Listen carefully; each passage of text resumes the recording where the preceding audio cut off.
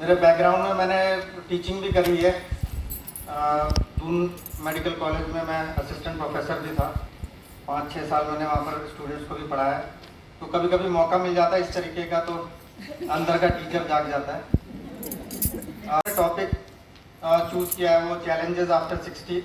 बढ़िया टॉपिक है और इत्तेफाक से कुछ ऐसा आज हुआ मैं आपसे शेयर करना चाहूँगा। मज़ेदार चीज़ है। मैं इमरजेंसी में था। मैं इमरजेंसी में नहीं था, ओपीडी में। ओपीडी आपको पता ही है कितनी हेक्टिक होती है हम लोगों की, और मल्टीटास्किंग करनी पड़ती है। कहीं साइन कर रहे हैं, कहीं वो कर रहे हैं, तो इमरजेंसी से कॉल आता है हमारे इमरजेंसी मेडिकल ऑफिसर का। तो वो कहता है प्रणाम सर। मैंने कहा प्रणाम, क्या हुआ? जो अभी नए EMOs आए, तो उन्होंने कहा देखिए सर, एक 103 ईयर्स की एक लेडी आई है। मैंने कहा अच्छा।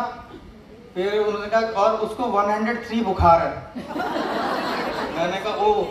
तो लेकिन फिर मैंने जब उसने ये बोला तो मेरे दिमाग में पिक्चर आप लोगों को भी बन गई होगी कि बड़े सिक सी होगी, कुछ बात नहीं कर पा रही होगी या एकदम बैठ गई होगी। तो मैंने ये मेक श्योर किया कि मैं जाने से पहले एक बार उसको प्रॉपरली देख लूँ।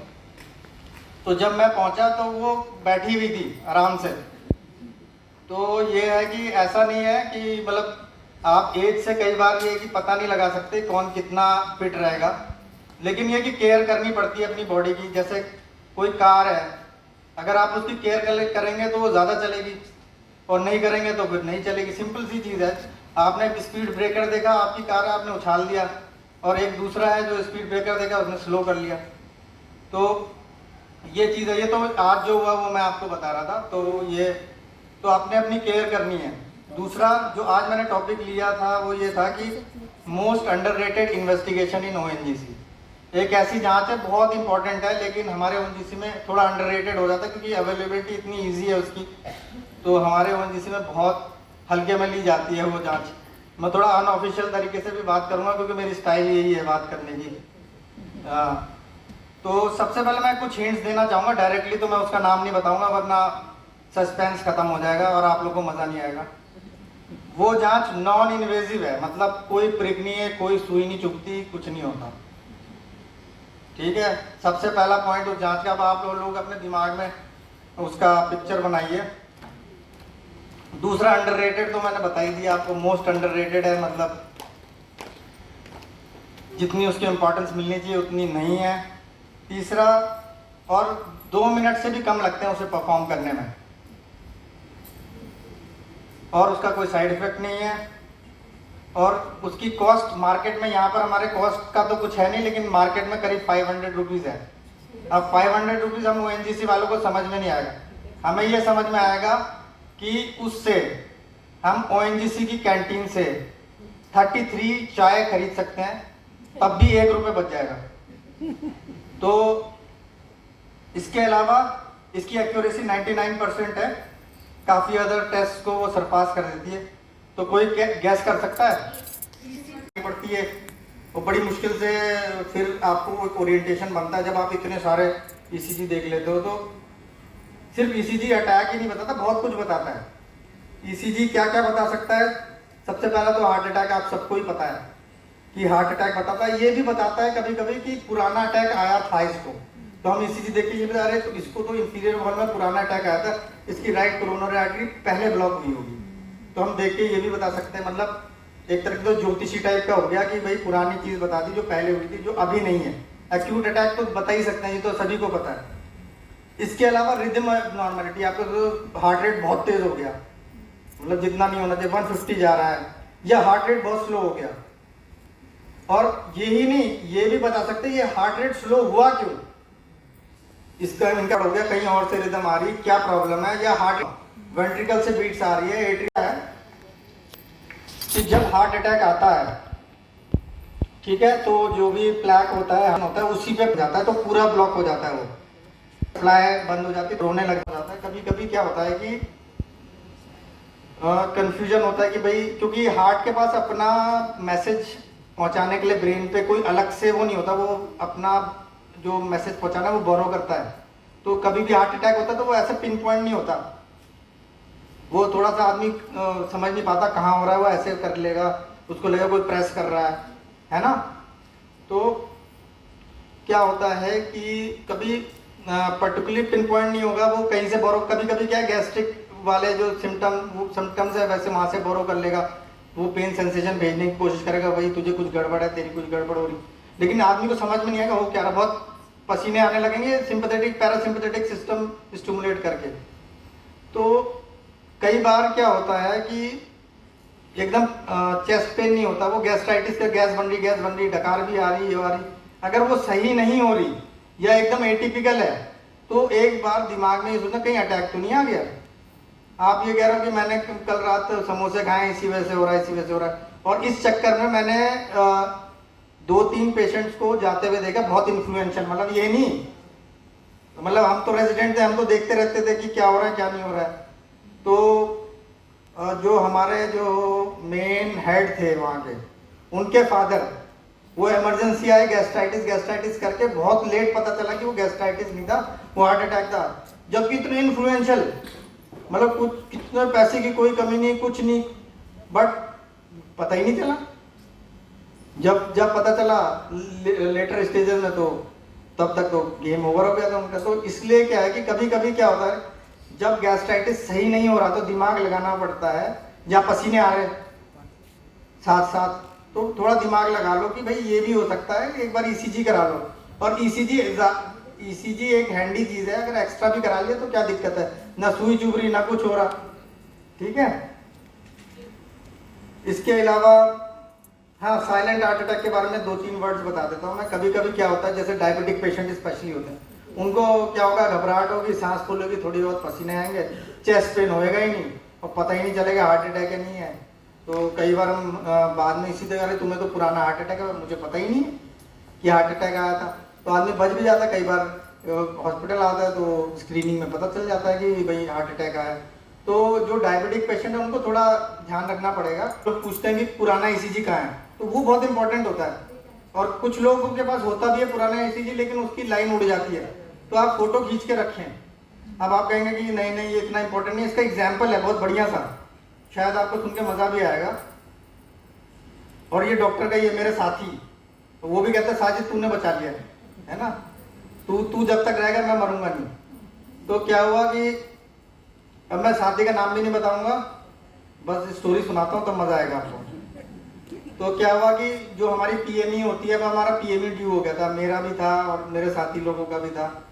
तो पीएमई ड्यू हो गया था, तो हमने कराया सारा चीज़ें, और उसने ईसीजी भी कराया सारा कुछ। उसने फिर मेरे को ही साइन वाइन करना था, तो मैंने अपने फ्रेंड का ईसीजी दे के ओके बढ़िया हो गया, तो सब कुछ बढ़िया था, ठीक। उसके बाद क्या हुआ कि 2-3 दिन बाद उसने कहा, अरे मुझे कुछ अजीब सा लग रहा है, हैवीनेस हो रही चेस्ट में, 1-2 दिन से हैवीनेस हो रही। फिर क्या हुआ, और उसके बाद धीरे धीरे क्या हुआ कि हमने कहा कि अभी तो ईसीजी सब कराए, कुछ पता नहीं कुछ है कि नहीं है, लेकिन हमने फिर उस तरह ध्यान नहीं दिया। लेकिन एक दिन क्या हुआ कि उनकी वाइफ बड़ी स्ट्रिक्ट है, तो उन्होंने अपनी वाइफ को झूठ बोल के कि भाई मैं जा रहा हूँ वहाँ पर, और वो आ गए हॉस्पिटल कि यार मेरे को बड़ी अनइजीनेस हो रही, मुझे समझ में नहीं आ रहा क्या है, क्योंकि कई बार क्या होता है एटिपिकल साइन होते हैं, एकदम हमेशा वैसे नहीं होंगे जैसे हम एक्सपेक्ट कर रहे हैं। कई बार जॉ पेन हो रहा है ना, और कई बार मैं आगे भी कुछ डिस्कशन करूंगा अगर रिदम बना तो। कई बार क्या होता है कि एसिम्प्टोमेटिक होता है हार्ट अटैक भी, जिसको साइलेंट हार्ट अटैक कहते हैं। तो क्या हुआ कि उन्होंने अपनी वाइफ से झूठ झाट बोल के वो किसी तरीके से हॉस्पिटल निकल गए, क्योंकि उनके बहुत सारे काम होते हैं कि भाई ये करना है वो करना है, तो है ना। तो फिर वो आए, तो उसके बाद क्या हुआ कि ईसीजी कराया कि भाई चलो ईसीजी दोबारा करा लेते। अब उसमें बहुत सटल चेंजेस थे, इतने सटल थे कि मतलब, क्योंकि मैंने देखा हुआ था तो मैंने पकड़ लिया, क्योंकि वो भी नहीं लाए थे पुराना, है ना। तो क्योंकि मैंने देखा हुआ था तो मैंने कहा कि अरे यार ये तो चेंजेस आ रहे हैं, इंफीरियर लीड्स में एकदम प्रॉपर चेंजेस आ रहे हैं, लेकिन वो बहुत थोड़े, मतलब इतने थे कि फिर मैंने कार्डियोलॉजिस्ट से डिस्कस करा उसी दिन। वो मेरे पास बैठे थे, कार्डियोलॉजिस्ट को भेजा, कार्डियोलॉजिस्ट कह रहा नहीं नहीं कुछ नहीं है डॉक्टर साहब ठीक है। मैंने कहा नहीं ये चेंजेस हैं, और एक्चुअली उनकी हिस्ट्री ये थी कि वो कोविड में भी मेरे वजह से बच गए थे। अब मैं अपनी तारीफ नहीं कर रहा, मतलब ये वो कहते हैं, ये तो बोलने में मैं आप लोगों को बता रहा हूँ, ऐसा नहीं है मैं हीरो हूँ, मैं इसलिए बता रहा हूँ क्योंकि आप लोग याद रखो। तो कोविड में कैसे, कोविड में उन्होंने, उनकी वाइफ ने बुलाया, हेलो डॉक्टर साहब आ जाओ। मैं आया, मैंने कहा फटाफट चलो, क्योंकि मैंने जैसे ही उनका चेस्ट ऑस्कल्टेट किया मैंने कहा चलो अब नहीं रुकना। तो वो आए, वो 2 महीने तक हॉस्पिटल में वेंटी ये वो बड़ी मुश्किल से वो जब आए, जब गए थे इतने पतले थे, आए तो पूरी मेडिसिन से मोटे वोटे, कहीं फैट जमा हो गया, यहाँ फैट जमा हो गया क्योंकि दवा इतनी चली स्टीरॉइड। उसके बाद क्या हुआ कि मैंने हिस्ट्री बताई, मैंने कहा कि इतना बुरा हाल था कोविड में और मुझे सटल चेंजेस लग रहे हैं, लेट्स गो फर्दर, है ना। तो फिर वो थोड़े पैनिक करने लगे। मैंने कहा देखो भाई, वाइफ को तो बताना पड़ेगा, क्योंकि भाई जो यमराज से लड़ सकता है वो वाइफ ही है, और कोई नहीं। मैंने देखा है ओएनजीसी में कितने ले रहा है ना। कोई एक रियल एग्जांपल ये है कि एक बार क्या हुआ, एक वाइफ गई घर से, मतलब कहीं घूमने गई और हस्बैंड घर पे थे। मैं थोड़ा सा इधर से उधर कूद गया, लेकिन मजेदार चीज है। तो क्या हुआ कि उनके हस्बैंड कहीं फिसल गए और उनका घर में, और उनका सर लगा उससे, वो पोल से, और वो ब्लीड करके गिर गए। तो उनके सर से ब्लीड हो रही थी, ठीक है। तो और उनको था लिवर डिजीज, तो उनका क्लॉटिंग फैक्टर बॉडी में थे नहीं, तो वो ब्लीड करके ही माइट हैव डाइड देयर। उन्होंने चेक करा वो उसमें जो कैमरा होता है, अरे ये तो गिरे हुए हैं। तो उन्होंने फटाफट बगल वाले को फोन करके कहा कि जाओ देखो मेरे हस्बैंड गिरे हुए हैं वहां पर। तो ही मतलब उनको लेके आए वो इमरजेंसी में।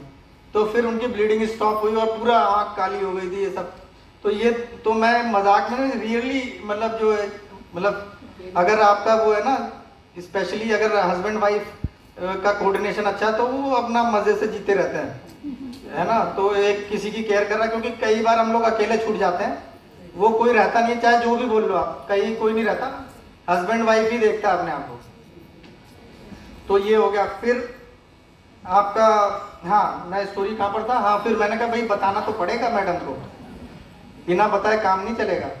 तो क्या हुआ कि फिर उन्होंने हिम्मत करके बताया कि फिर अच्छा, फिर वो ये कह रहे थे मैं नहीं, कल नहीं परसों करा लूंगा, ये करा लूंगा। उनकी मैडम का नहीं, कल ही कराना है।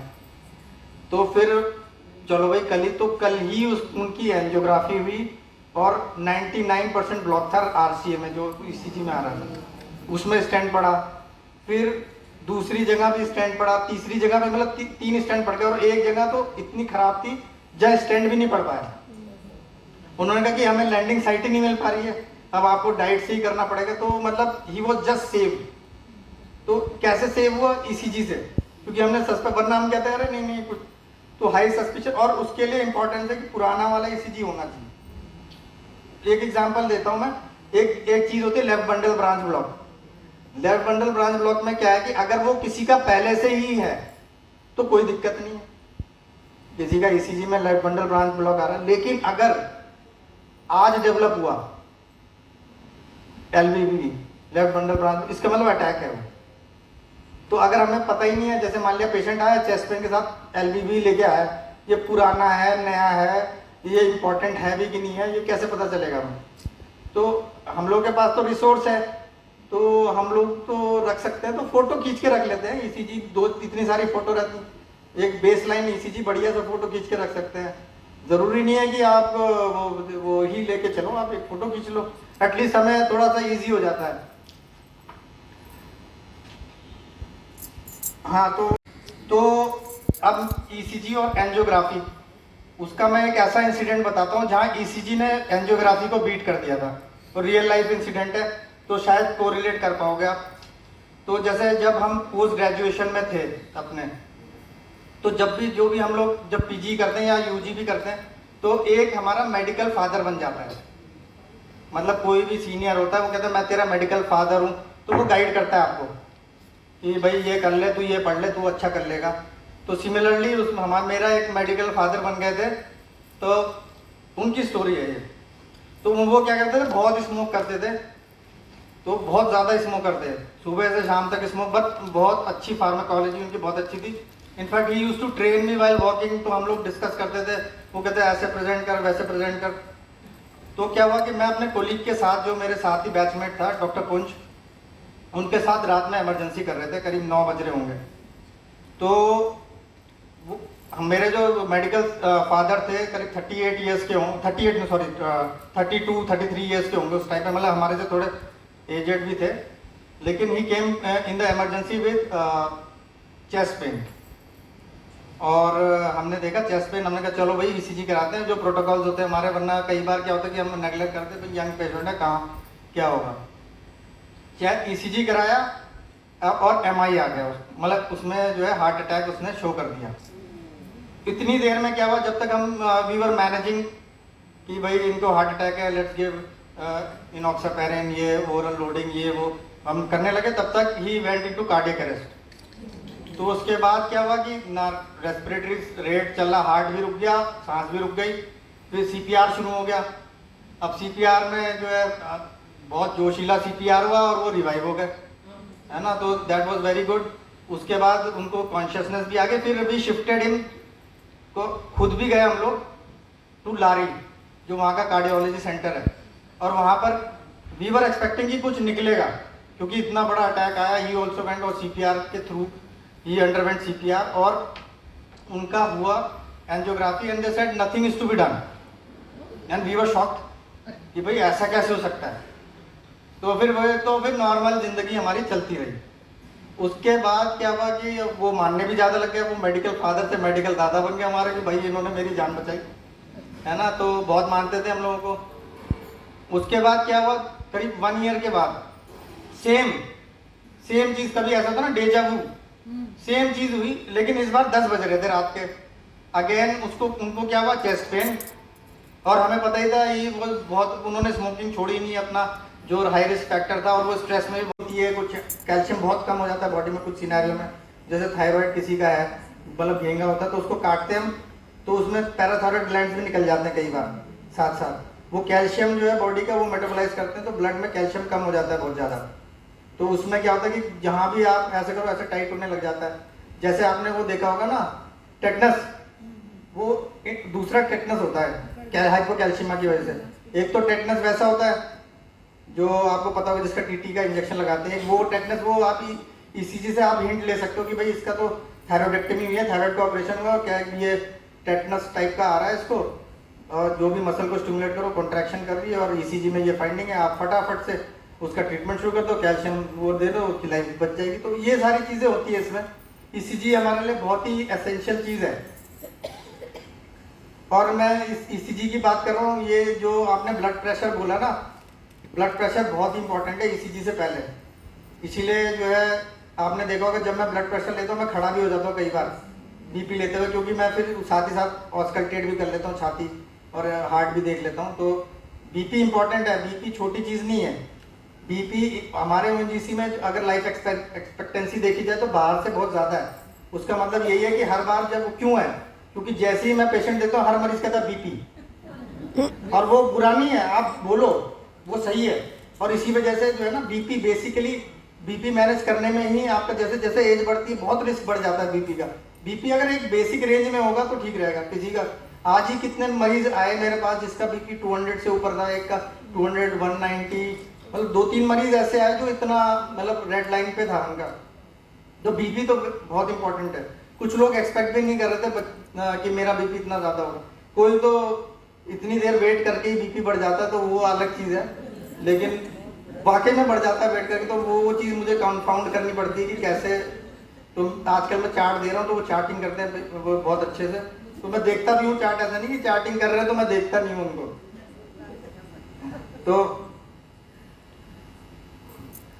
अच्छा, एक कि भाई ऐसा है। और ईसीजी जैसे मान लिया, कुछ ईसीजीज ऐसे होते हैं जिसमें हमें ये पता चल जाता है भाई इसको एंटी मलेरियल नहीं देनी। जैसे आपको याद होगा डेंगी में क्लोरोक्विन बहुत चली थी, या HCQs बहुत चली थी, या डेंगी नहीं, ये कोविड में सब लोग जो जिसको देखो, फिर एक बार आया था कि भाई कि इसको दिक्कत हो गई। वो उसको दिक्कत हुई जिसको वेंट्रिकुलर एक्टोपिक्स आ रहे थे, जिसमें क्यूटी प्रोलॉन्गेशन वाली दवा नहीं दी जाती। वो ईसीजी वालों को देख के ही बताते हैं भाई ये चीज़ें अवॉइड करो। जब हम आप लोगों का जब ऑपरेशन होता है उससे पहले हम लोगों के पास फिटनेस के लिए आते हैं, हम ईसीजी देखते हैं, तो हम एनेस्थीसिया वालों को बताते हैं भाई ऐसी कोई दवा मत देना जिससे क्यूटी प्रोलॉन्गेशन हो, पता चला वेंट्रिकुलर फिब्रिलेशन हो जाए। फिर ये चीज़ हम लोग ईसीजी देख के ही डिसाइफर करते हैं। मतलब सिर्फ यही नहीं कि एमआई आ रहा है या कुछ आ रहा है। इसके अलावा जैसे LVH हाइपरट्रोफी हो गई, हार्ट मोटा हो गया, वो भी ईसीजी से पता चल जाता है। हार्ट के जो चेम्बर है वो फैल गए हैं, ऊपर वाले चेम्बर फैल गए, एट्रियम फैल गए, वो भी पता चलता है, नीचे वाले चेम्बर फैल गए, ये भी पता चलता है। तो इतना बता सकते हैं। जैसे कार्डियोमायोपैथी हो गई, जब हार्ट की झिल्ली में पानी भर जाता है उसका भी हिंट दे सकता है आपका। पेरिकार्डाइटिस मतलब हार्ट की झिल्ली का इन्फ्लेमेशन या मायोकार्डाइटिस भी ईसीजी में आ जाता है। तो हार्ट की कितनी सारी प्रॉब्लम्स आ जाती हैं। इसके अलावा चलो हार्ट छोड़ो, अगर लंग्स है, कोई स्मोकर है, क्रॉनिक स्मोकर है, उसको भी हम पकड़ लेते हैं ईसीजी देख के कि भाई आप क्रॉनिक स्मोकर हो, या किसी का लंग बहुत खराब है, चाहे आईएलडी की वजह से हो या सीओपीडी की वजह से हो, तो उससे क्या होता है कि हार्ट में प्रेशर चेंजेस होते हैं, जो राइट हार्ट थोड़ा सा उसको रिस्पॉन्ड करके डायलेटेड हो जाता है, राइट एट्रियम बढ़ जाता है, पल्मोनरी हाइपरटेंशन हो जाता है, तो वो हम ईसीजी में इजीली पिकअप कर लेते हैं। इसके अलावा जो है एक है ड्रग टॉक्सिसिटी, मतलब जैसे कुछ दवाएं होती हैं जो एक्सेस में बॉडी में जाती हैं, तो वो ईसीजी चेंजेस लाती हैं, जिससे हम पकड़ लेते हैं कि भाई ये तो एक्सेस में जा रही है दवा, उसको थोड़ा कम करो जिससे डोज सही रहे और जो है आपकी टॉक्सिसिटी ना हो उस दवा की। तो जैसे डाइजॉक्सिन है, उसकी टॉक्सिसिटी हम ईसीजी से इन्वर्टेड टिक साइन देखते हैं, हम उससे पकड़ लेते हैं। थोड़ा टेक्निकल जा रहा है लेकिन मेरे ख्याल से आप लोग समझ रहे होंगे। इसके अलावा एक बहुत बढ़िया चीज़ है इलेक्ट्रोलाइट इम्बैलेंस। मान लिया किसी की किडनी खराब है, उसमें क्या होता है कि पोटेशियम रेज कर सकता है। अगर पोटेशियम बहुत इंपॉर्टेंट पैरामीटर होता है बॉडी का, अगर पोटेशियम 5.5 से ऊपर हो जाए तो कभी भी हार्ट अटैक आ सकता है। मतलब बंदा सही है तो पोटेशियम जो है उसका बढ़ गया, उसको आपको देखना है, पोटेशियम मैनेज करना बहुत जरूरी है। कभी भी हार्ट, तो वो ईसीजी से पता चल जाता है कि भाई इसका पोटेशियम बढ़ रहा होगा, इसको फटाफट मैनेज करो।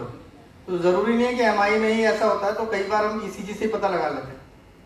तो एक एग्जांपल पोटेशियम बढ़ने का क्या है कि अभी एक कोई बॉडी बिल्डर था, उस बॉडी बिल्डिंग में क्या होता है कि जब आप स्टेज में जाने वाले तो अपने आप को डिहाइड्रेट करते हो, पानी बिल्कुल नहीं पीते 2-3 दिन तक। वो ऐसे नहीं है, बॉडी नॉर्मली वैसे नहीं दिखती जो हम देखते हैं, जो स्टाइल मारते हैं ना, वो ऐसी नहीं होती। उनको 2-3 दिन वो पानी कम करते हैं, डाययूरेटिक लेते हैं। इसके अलावा वो पोटेशियम एक्स्ट्रा लेते हैं, पॉट क्लोर जो हम मरीजों को देते हैं वो अपना एक्स्ट्रा लेते हैं। तो उसका क्या हुआ कि बहुत ज़्यादा ले लिया उसने पोटेशियम, तो उसको अचानक से स्टेज पे हार्ट अटैक, डिहाइड्रेटेड है, किडनी पे रिसोर्स नहीं है पोटेशियम एक्सक्रीट करने का, तो उसको स्टेज पे ही हार्ट अटैक आ गया। तो अल्टीमेटली ये फाइंड करा गया कि he had a lot of pot chlor जो है ना, तो वो अगर उस टाइम पे हमारे पास इमरजेंसी में आता, हम तुरंत ईसीजी करते, हमें कुछ करने की, ब्लड टेस्ट करने की जरूरत ही नहीं है। ब्लड टेस्ट को कितना घंटा लगेगा आने का, अगले दिन आए। डालता हूँ बड़े मज़ेदार नॉलेज की, हेल्थ विद डॉक्टर ग्रे नाम है। तो मतलब मेनली मेरा पर्पज़ ये रहता है कि लोग बेनिफिट करें, क्योंकि यूट्यूब में उल्टी सीधी नॉलेज बहुत ज़्यादा है जो एक्चुअली, और क्लिनिकली ओरिएंटेड होना चाहिए। ये हाई फाई चीज़ नहीं बतानी होती, जिसको जो इम्पोर्टेंट होता है वही चीज़ बतानी होती है। अब मैं अभी आपके सामने ईसीजी का पी वेव, क्यूआरएस वेव होती है, हम एसटी एलिवेशन देखते हैं, ये बता के तो कोई फ़ायदा नहीं है। इवन स्टूडेंट्स को पहले अगर हम पढ़ाते हैं तो पहले इंपॉर्टेंस ही बताते हैं, भाई समझ तो वो खुद ही जाएगा। आजकल तो बहुत ही इंटेलिजेंट बच्चे हैं। तो बस इतना कह के मैं थैंक्स कहना चाहता हूँ, आप लोगों ने मुझे बुलाया, और लेट्स होप सब हेल्दी रहे, सब बढ़िया रहे, और मेरे पास आने के मतलब कम ओकेजन मिले आपको, क्योंकि डॉक्टर के पास आना अच्छा नहीं होता। ठीक है, हाँ क्वेश्चंस की तरह और प्रकट कर रहे आपका आभार बारंबार है। Thank you very much doctor. बहुत बिजी शेड्यूल था इनका, लेकिन इन्होंने हमारे लिए सेमिनार